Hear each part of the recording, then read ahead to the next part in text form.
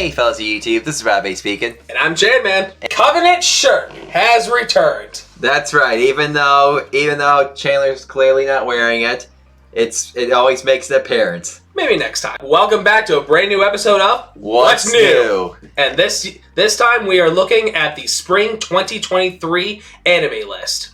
Now, as usual, we are using the live chart website, links down below. Yep. And we have gotten rid of all the other previous seasons from before, and now we are just looking at the brand new stuff that are becoming to this coming spring. It's hard to believe we're almost to the warm weather again. Yeah, I know. We got a lot of big titles here, like a lot of big titles. A lot of them. And we're going to be giving you guys our opinions on what we think and how these animes are, and we'll just see what we like and go from there.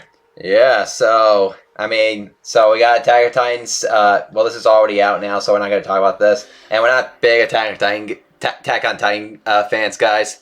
I think we've mentioned that before. For the next one, we are going to talk a little bit more about, which is the Kimetsu no Yaiba Kata Nakagi no Satohei, which is the Swordsmith Village arc.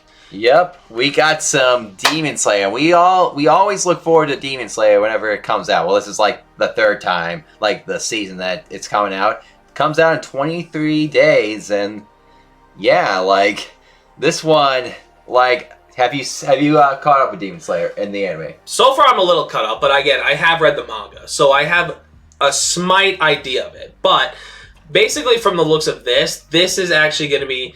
This is going to have a 1-hour special premiere, which means this is going to be basically the start of the new season of Demon Slayer, which we're going to be introducing to more Hashira, and obviously by the word Swordsmith Village arc, basically this is going to be, I believe it's like when Tanjiro gets his new sword or something like that.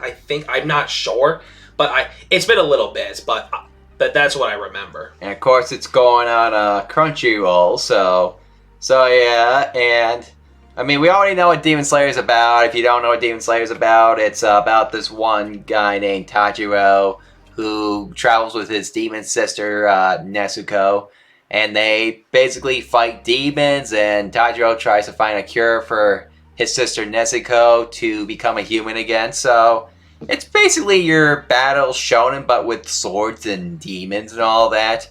So there's only like 48 episodes, I think, because there's only like 2 seasons, and so it's not. So if you decide to binge watch this, it's gonna be a quick watch for you, probably, depending on what your schedule is and everything. So yeah, but the animation is always beautiful because Ufotable, like, they do a fantastic job with the fights, especially in the last season. Like in that very last episode of the second season, man, that fight was just mwah.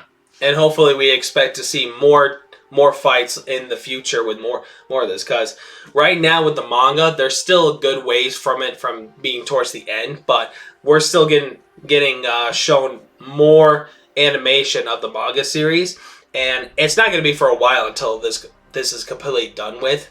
Yeah. So we still have a lot of time to enjoy the animation. And again, Ufotable, they've been really doing like spectacular work with it. This one I am looking forward to also, and that is Konosubo, An Explosion on the Wonderful World. I'm not going to pronounce the Japanese title because I will butcher the hell out of it. So obviously, so I've still yet to kind of have the chance to watch the Konosuba series because, again, so many series, of course. Yeah. But I heard that this one has been really making a big impact a lot of places with the characters and the storyline and all that. It's a funny series, dude. It's an isekai that just always makes you laugh no matter what. However, this one, from what it looks like it's more based around Megumin. Yes, you are correct. Basically, instead of this, okay, so I'm going to read you the synopsis and then I'll add on. Go ahead.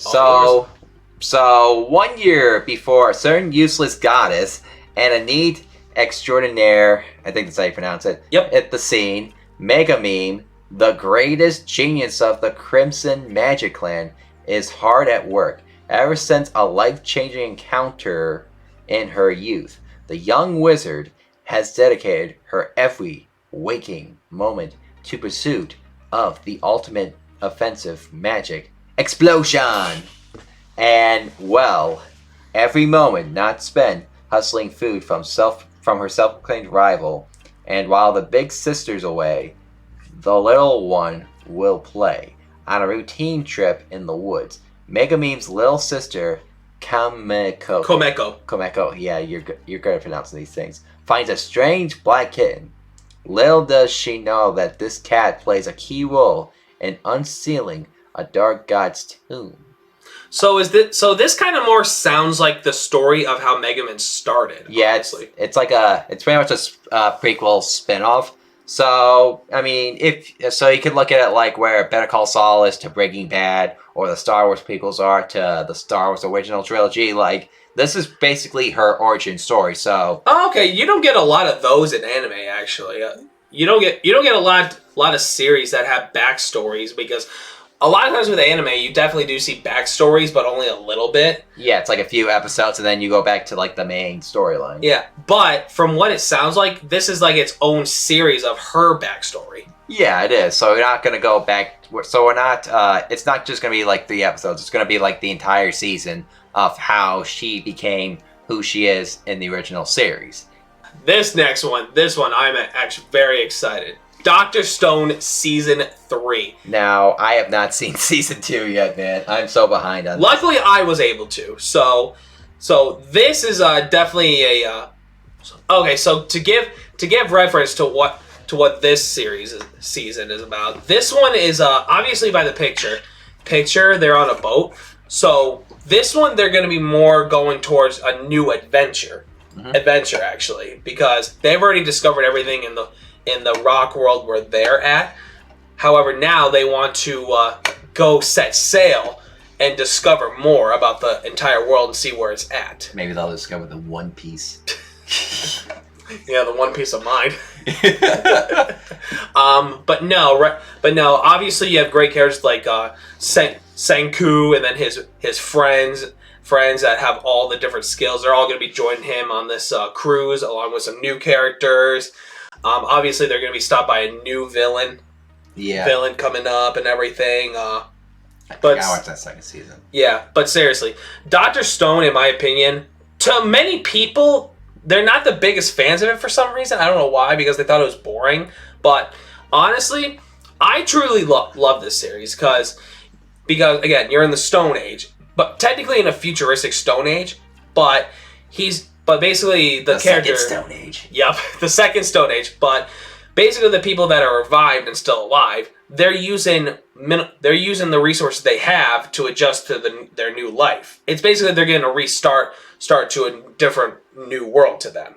Because obviously there's not a lot of technology and stuff like that. They are surviving on primal instincts and history and books and stuff like that, and stuff that they had for many, many years. And then once Senku came in, he started using his vast knowledge to develop, medicines, glasses, resources, weapons, all that stuff. And with this one, now they get to discover now a whole new world to see what's going on with it. This one I'm looking forward to. This is Tonikawa, Over the Moon for You, Season 2. I've heard this one. I'm shocked that this got a second season, honestly. I did not think it was going to another season, but I am so happy it did. So, basically, I already know this series. I've read the manga for this obviously. I even watched the first season of it. And it's honestly very funny. It's a very unique series done by 7 arcs. It's a comedy romance shonen. Now, obviously, for me, you already know this, romance is a very selective genre for me. Love is War, I know you will always be one of your favorites. Exactly. But this one's kind of more of a funny kind of romance. So, to cut it up short, what this series is that it features this boy, I believe his name is Nasa, also known as NASA, because the boy actually wanted to be an astronaut in the future. Okay. And so, one day, he's walking around in the snow. He meets this girl. I don't really remember who the girl's name is, just because it's been a while. But he meets this girl. He wanted to ask her out, because he's never actually been in a relationship before. He's never done any of that. And then all of a sudden, one day, he gets into a car accident.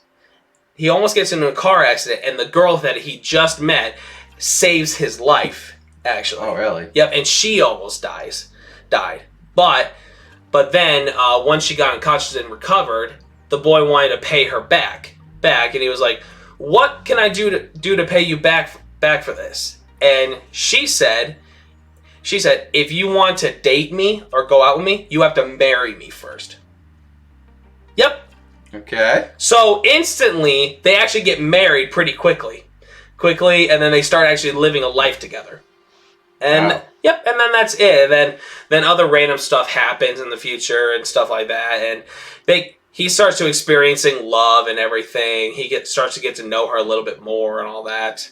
And it's just kind of a cute series. I mean, weird circumstances, but you know, that's how it is. Yeah, I guess it's just like in a fairy tale, love at first sight. Yeah, that's exactly. It's kind of like love at first sight. And again, that's the first girlfriend he's ever had. His first girlfriend, and he ends up marrying her. Like, yep. Yeah. I mean, some people do marry their first girlfriends, first boyfriends, whatever. But I mean, it was almost kind of like an immediate marriage thing, just because she saved his life, and then it's basically just like, what can I do? I really like you. Will you go out with me? I'll do anything to repay you back and all that. And it's just like, yep, marry me.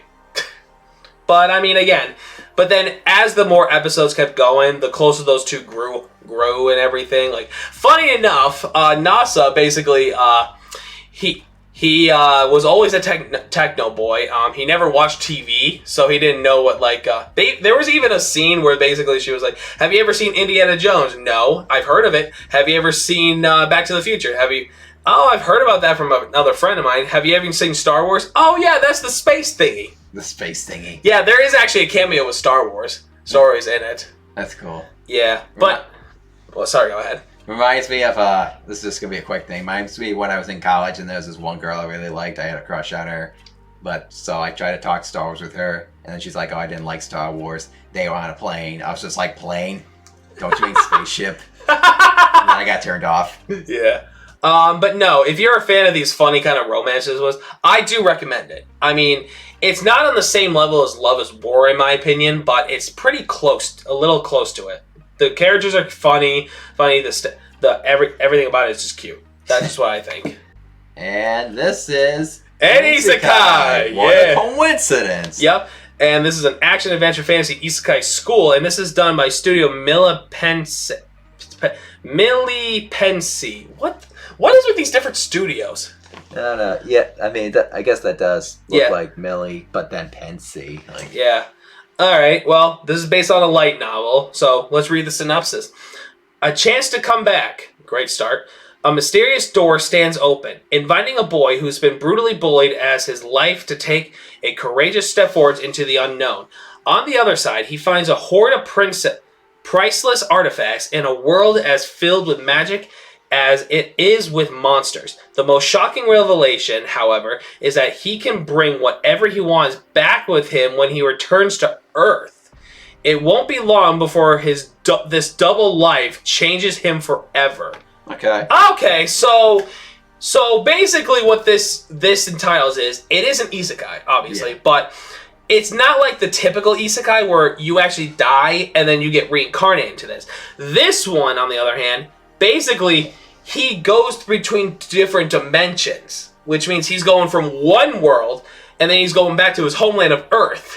That's not bad. That's not a bad premise, though. No. Now this one, I am so pumped for. The Ancient Magus Bride, Season 2. This first season came out like years ago. Yeah, I think, if I remember correctly, the first season of this, oh my god, it feels like forever. Yeah. October 8th, 2017. That does not feel like a long time ago. No, it feels like only yesterday. I mean, I was still living at my parents' house, but it doesn't feel like that long ago. It's a fantasy magic shonen slice of life. This is done by Studio Kafka. Now, obviously for me, I loved this series. I mean, it started out a little bit dark, but over time, it started to really grow on me. It was so good. But in case you don't know, let me read the synopsis. Chisei was able to accept Elias and herself, if not necessarily everything about her situation. After Cardaphilus fell back into a slumber that would not last forever, Chisei was able to go back to her regular life. Then she receives an invitation from a mutual aid organization for mages called the College. Under the British Library exists a secret society of mages. Encountering and interactions with people are about to open some new doors. This is a story about saving yourself to save another. So basically, what this entiles to is that the main girl Chise, the redhead girl, she is actually now wanted to enhance her magic more, and now she's actually going to be going to a college, so that way she can evolve her skills more. Because during the first season, she always relied heavily on Elias, which is obviously the ox head, skull head, but she's relied on him and her guardian dog Wolf too much since she's been with him. Okay, so cut brief, they are actually a married couple. They are actually married.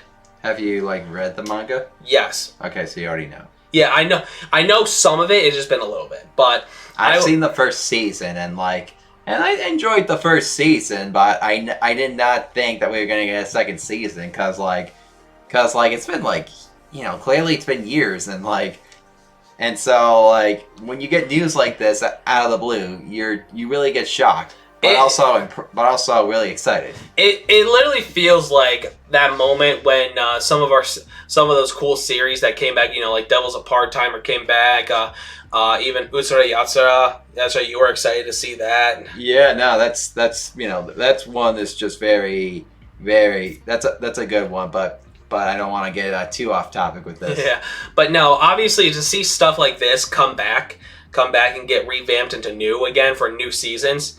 It's just amazing. It was the same also they did with Classroom of the Elite. The anime, I believe, came out around 2014 or 15, I believe, and they just had their season end about a year ago because it was such a good light novel from what I heard, and a lot of people wanted to see how it ended.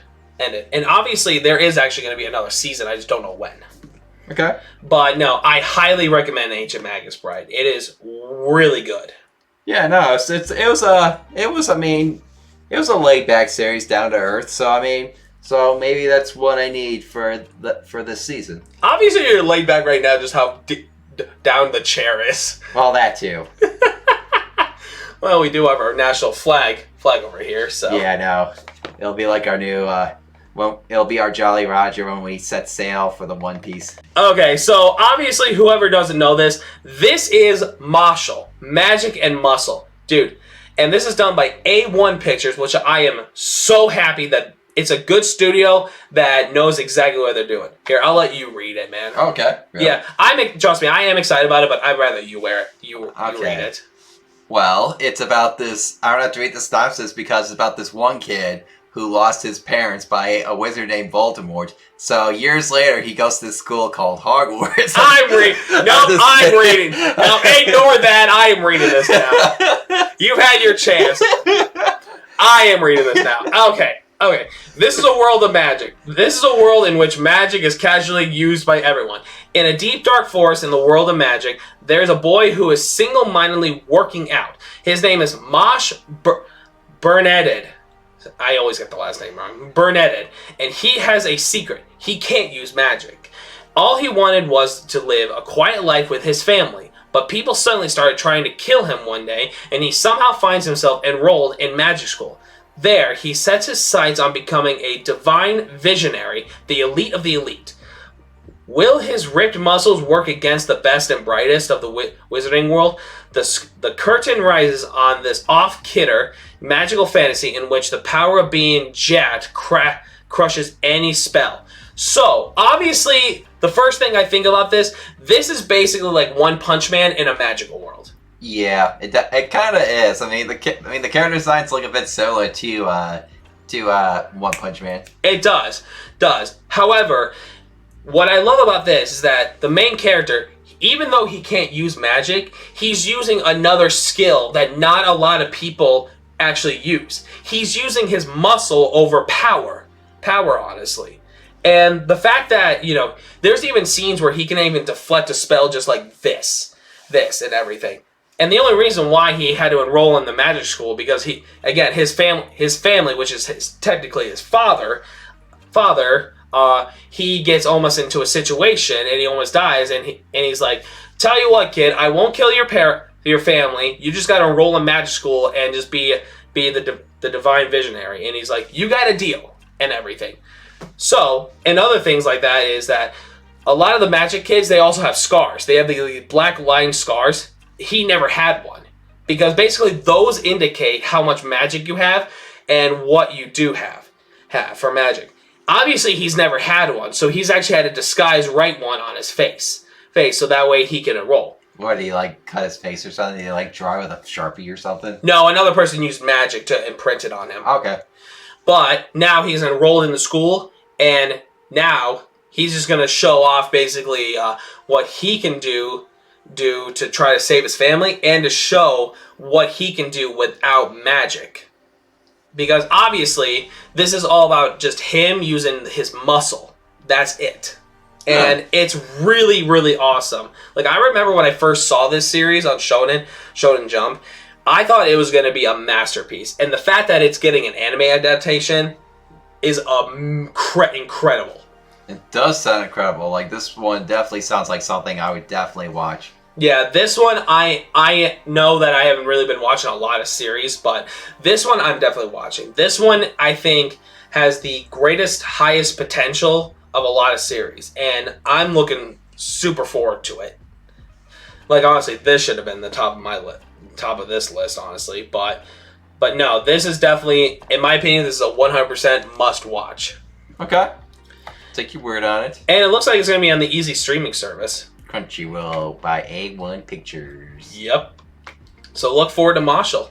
Okay. All right. What else do we got? Let's see. Oh, this one we gotta talk about. This one, yes, we are talking about this. This one, I read the synopsis before, but it was so weird that I had a hard time processing, like comprehending. Oh, it's very weird. I will tell you that. Isn't this by the same person who did Love Is War? So, yes. So, basically, this is done by this is actually a series. So, obviously, this is Oshinoko. This is actually done by two different manga artists. The manga artist that did the To Love Ru series, and the other author, Aya Akayashi, which is also the author that did the Kaguya-sama's Love Is War. That's kind of why you see the similarities in the art. And I was like, I can't believe two different manga artists are actually teaming up to make a series. So it's like a collab. They just decided, like, hey, let's team up to do this. Yes, it is. Okay. And this is a drama, music, seinen, supernatural, and this is done by Doga Kobo. I look forward to Oshinoko, and you should too. Yeah, I look forward to it too. Actually, now that it's explained to me better. Yeah. This one I'm excited for, though. This one? Yeah. Hell's Paradise. Okay, I've heard of this. I've heard of this series. It comes out in 15 days. You can see. Yeah. No, this one just sounds like a really. Done by Mappa. Okay. Yeah. So we got a good animation studio. I mean, it's an action adventure, historical, shonen, supernatural. You don't see too many historical. No. And so I will read the synopsis. Your turn. Yes. So it is the Edo period is nearing its end. Gabi Mora, I think that's his name. Gabi Mora, I think. Okay, so I did say it right. A shinobu, formerly known as the strongest in I'm butchering that. Iwagakure. Iga Kakuri, who is now a death row convict, is told that he will be acquainted and set free if he can bring back the elixir of life from an island that is rumored to be the Buddhist portal land Sakavada. It's Sukhavati. Okay. Sukavi. Alright. In hopes of reuniting with his beloved wife, Gabi Mora heads to the island along with the executioner, Yamada Asaiman Sagiri. Asama Sagiri. Yeah. These names just get stupider. Well, they're not stupid. They're just hard for us to pronounce. Well, they just get tougher to announce, yeah. Upon arriving there, they encounter other death row convicts in search of the elixir of life, as well as a host of unknown creatures, eerie man-made statues, and the hermits who rule the island. Can Gabimore find the elixir of life on this mysterious island and make it back home alive. So from what it sounds like, they're trying to find like this artifact, and try to return it back, so that way he can return back to his loved one. Sounds like it. I mean, so I think I'll watch this too. Maybe I'll have to give this a shot. I might give this a try. I mean, maybe we'll see what happens. I mean, I already talked about this before. It's done by Wit Studio. They do a really good job. Glad they're back to do this. Yeah. So even if it's just an OVA, like, hey, like, still better than nothing, because like I really enjoyed the series. A lot of people enjoyed this series. I already told you this, so I apologize if this is redundant for you. Go ahead, I don't mind. Alright, so this is about a kid who's basically he's a prince and he's also deaf, so so obviously it's a disability, and so the people in the kingdom, because of his disability, they don't think he's suited to be king. He goes on this little quest, and like he learns to be stronger because he goes through training and everything, and it's just a cool series. I mean, it's like medieval times and all that. So I mean, it's like Game of Thrones, only not as dark as Game of Thrones, but it is. If you do like that medieval times like setting and all that, you give this show a shot. Like, if you just want something that's totally different from the rest of the anime, this one just sticks out like a sore thumb, but in a good way. Okay, so obviously for a lot of people, I am a big fan of Hiro no Mashima. Hiro no Mashima is definitely one of my favorite mangakas of all time. And this is one of his new series that's been released for almost a couple of years now. Eden Zero Season 2, done by JC Staff. So obviously for me, I know the premise of Eden Zero. I've read all the manga and everything. I've never watched the anime. I haven't watched the anime yet either, but I'm not really caught up with the manga. I mean, I remember being like a few arcs in and all that. And it's good. I've just been distracted by other stuff. I mean, I know like the four like main characters, like say Shiki, Rebecca, Dr. Witch, Homura, Pino, and Happy. Yeah. So I mean, you can tell I know. Yeah, I know you know, because you're very dedicated to this.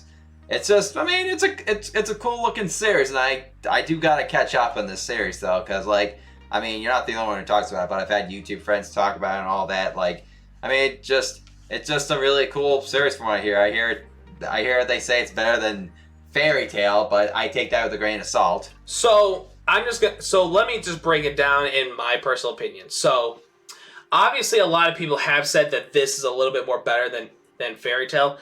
And the thing with that is, I am almost to the point where I kind of agree with them. Really? And here's why. First of all, Fairy Tail has always been one of those anime series that has always stuck with a particular theme, Yeah. They've always had the same theme, where it's just always, friendship gives me strength. We're going to venture out to new places and stuff like that. And we're just going to be able to, use magic, do whatever we want, I've always loved all that. However, with Eden Zero, it's more of a different, like, futuristic point of view, because in this one, it's more of they're traveling in a ship across the cosmos, and they're discovering new islands and like new places. Because like, unlike with Fairy Tail, they were always in their one world. They were always in different cities and towns and stuff in the same world. However, with this one, they're traveling to different planets and universes and discovering more of unique people and different stuff like that. That's kind of why, like, at this point, their crew is just getting much, much more bigger and bigger now.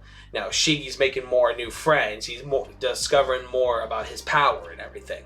And that's what I've really liked about this series a lot. Like, yes, they all live basically in one big ship now called the Eden Zero. Obviously, that's why it's called the Eden Zero, because it's the name of the ship they're in. Yeah. They're in. But this one just really gives more of a, like, the sci-fi, the space, and more the galaxy looking to it. You're basically traveling to more and more instead of from Fairy Tail, which is a little more with the cities, but less with how things are. It's like Star Wars and Fairy Tail fused together. Exactly. And became Eden Zero.